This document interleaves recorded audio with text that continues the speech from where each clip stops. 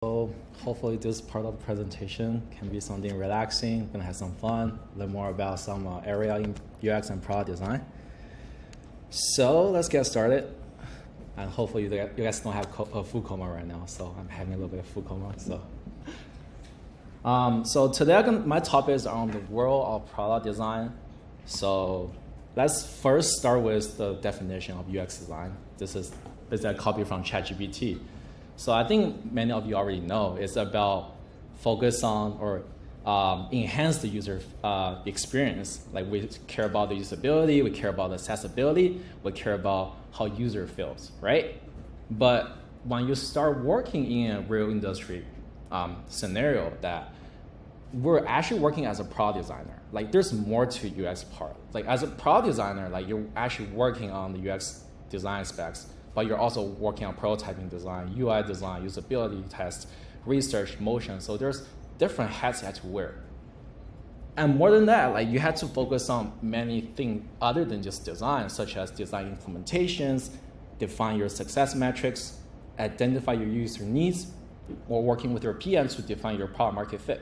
And also you need to read the BRDs from your PMs and working with cross-functional team like your engineers, marketing teams. So these are all the other essential like knowledge or skills you need to know to be better prepared for interviews. That's why internship is really important for you. So now let's talk about BTS. Just kidding, we're talking about BTX, or also known as BXT models. So this is actually something for you to good to know in your knowledge base. What's it like to working as a product designer or UX designer at Amazon, at Facebook, or Meta, or at Microsoft? So the B stands for business, X stands for experience, T stands for technical. So that's the model we often use. And these are the three important pillars that's making the feature successful, making a company successful. So business, we're focused on the viabilities. Technical side is the feasibility, experience, desirabilities. How does that translate into roles? PMs, designer, developers. We look pretty cool, we're making the project happen. In the middle is your sweet spot. That's the innovative design solution or feature we want to build for the company, making money, you know. But in reality, this is what we experience. But yeah, so we're probably gonna work with PM, just try to argue for what's right for the customer, what's right for the business. Developer, obviously, you have to figure out the right implementations, thinking about constraint. And design, you probably know, try to make the font bigger, try to make this color a little bit more pops. So all those different kind of feedback from other different teams. But it's us, the three important pillars that makes it a successful design. Then as a product designer, you need to understand the different product development cycles. So this is, sorry about my ugly graph right here, but this is kind of explain what are each pillars play an important role in the development cycles. So in a common scenario, usually business or your PMs is the starting point. They define what the feature they propose can benefit to the company, can make money for the company. Then after that, like you probably get BRDs or some action plan from your PMs. This is you, the designer, step in to define what the experience is going to be like. Then after that, you have a design, you define the experience. This is you start working with the engineer. So we're talking about technical implementation, talking about what the technical constraints. So you have to adjust your design. See how your design is in the middle, in the middle of the process. You have to work with the business side. You have to work with the technical side. So remember, BXT or BTS. Again, there's a couple of things to keep in mind. When you're working as a product designer or UX designer, it's not always about the design. We need to think about the business problem. And this is often sometimes like an extra thing we care about in your interview process. I mean, you're probably going to say a lot of stuff about user empathy, usability tests, what's right for the user. But sometimes it's also important to consider like the business side of it. Why you're making the design? Why your design can make an impact to the user? What are some of the metrics you're looking at it? Then last thing is also we need to think about the feasibility, which is like what the technical constraint. If you're making this project into a real project, what are some of the considerations? Short-term goal, long-term goal, how do you make it happen? So remember these and also try to reflect that in your own portfolio piece and also prepare those kind of stuff for your interview. And why I talk about the BXT models is when you're working as a designer, it's all about checks and balances. Like making sure we're trying our best to design the user-friendly experience. Because when you're working, for example, a company like Amazon, you have to make different compromises or accommodation for other teams. So one example I want to showcase is some of the dark pattern we see. Like there's nowhere around for we implement this design. Like what's right for this design is good for the business, but sometimes it causes confusion or user frustrations. It's like, the free trial model, you probably see it everywhere. It's commonly used. Why? Because it's good for the business. Then as a designer, it's like, how do we maybe improve that experience through wording, or how do we sometimes push back those kind of design? So this is your role. You're not just only focused on the usability. You're talking about like keep a good balance between the technical side, the business side, and the design side. So here's the 5 key things I want to emphasize on when you start, interviewing, when you're gonna start, working in your internship. Is communication is key. Don't be the solo designer. Like try to talk to your PM, talk to your engineer. Like even when you're doing your portfolio presentation or your case study, try to focus on what's your collaborations. Then second thing is using data to support your decisions. Again, can be also reflects on your portfolio piece, or you're actually when you're working in a company, that your design has to be backed up with a data point. Either it's quantitative data or qualitative data. So quantitative data is basically some like metrics, like engagement number you're getting and stuff like that. Then qualitative data is more like usability test result you're getting from the users. Then third thing is if you're interviewing with Amazon, this is a leadership principle you had to know: disagree and commit while having backbone.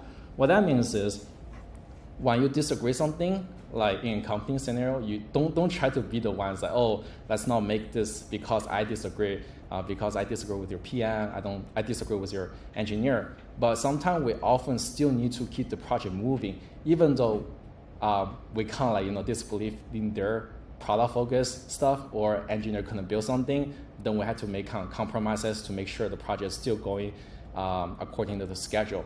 But at the same time, making sure you're making the right decision as a UX designer, that we still want to build the right experience for the user. So know when to make compromises, know when to push back your PM and engineers to make sure we deliver that delightful experience for the users.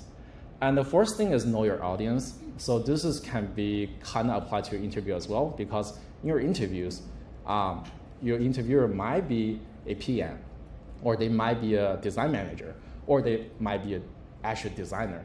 So they're gonna focus on this different part of it. So for example, there's an interview I had. I have a PM as my interviewer. So he really asked me about like, how do you define your success metrics? How do you define how do you measure if your design is successful? So you're gonna start focusing on some of the terms. It's also good to know that engagements, retentions, acquisitions, stuff like that. So knowing those terms is also gonna make you stand out, make you sound like, oh, you know all the stuff, not just the design side, but you also know about the product side, the business side. So know your audience. Then when we're talking about engineering and stuff like that, then if you're working in your internship, then present the design in a way that the engineer understand what you're talking about is also important. So if you're a product designer, you need to understand how to talk to different people because of their role or their professions. Then last thing, I really want to emphasize on that. Design process is king. Your design process is the most important thing we look at it. Don't just make out your design process for the sake of having one. I don't want to kind of mention so many times I saw a portfolio. It has a lot of process, but it doesn't connect with each other. For example, it has a great problem statement, but the thing is, when we get to the ideation part or the final design solution, it doesn't match your problem statement. Then that's like a no-no on the portfolio side. So make sure your process reflects your actual work. Don't just putting random things on just to make your portfolio look long. Everything has to make sense. And again, also making your process easier for us to read. When we look at our portfolio, we won't gonna spend like an hour on it. We'll probably spend like 10 or 15 minutes just to quickly glance through it. What's your problem statement? What's your design process? What's your final design? So process is king.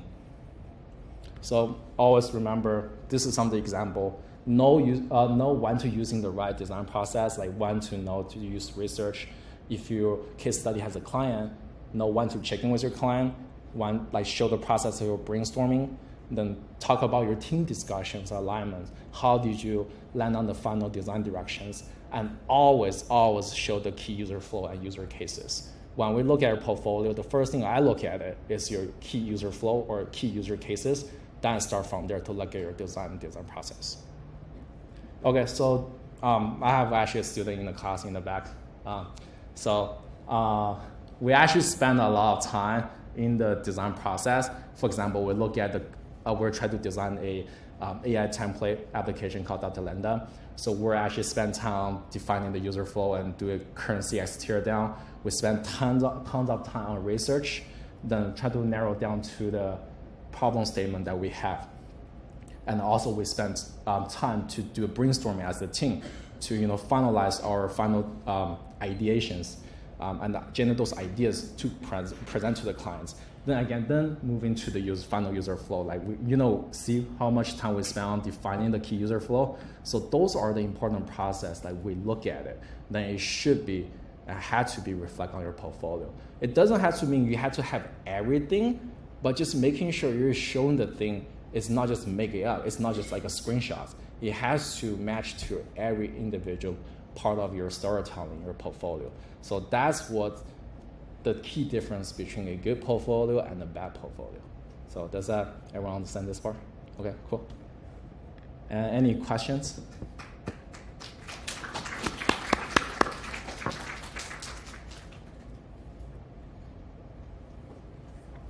Yeah, you can possibly not be wrong. So in your slides, I saw that UX design is kind of within product design, but can you maybe tell us more about the difference between these two and what kind of projects a product designer would work on as opposed to a UX designer? Okay. I guess just to repeat the question, it's mainly just asking for the difference between product design and UX design and examples of projects that you should work on. Okay. So, when we're talking about UX, it's pretty, first of all, a lot of companies call the role differently.